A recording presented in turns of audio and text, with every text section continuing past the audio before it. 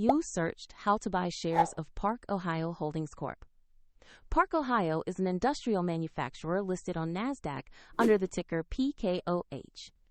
This video explains basic steps to find and buy PKOH shares for educational purposes only. This is not financial advice. To buy shares, you need a brokerage account. I will use eToro as an example.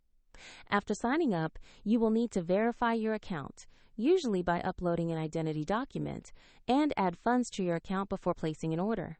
Use the platform search bar and type the ticker PKOH. Select the listing that shows Park-Ohio Holdings Corp. And verify the NASDAQ market to find the correct stock. On the stock page, check basic company details and the price chart.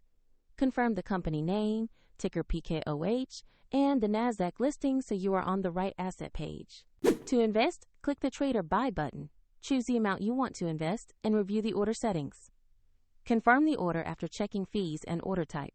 If the market is closed, the order will be queued or executed when the market reopens. And if you lack sufficient funds, the platform will prompt you to add money before confirmation. After the trade, the position will appear in your portfolio.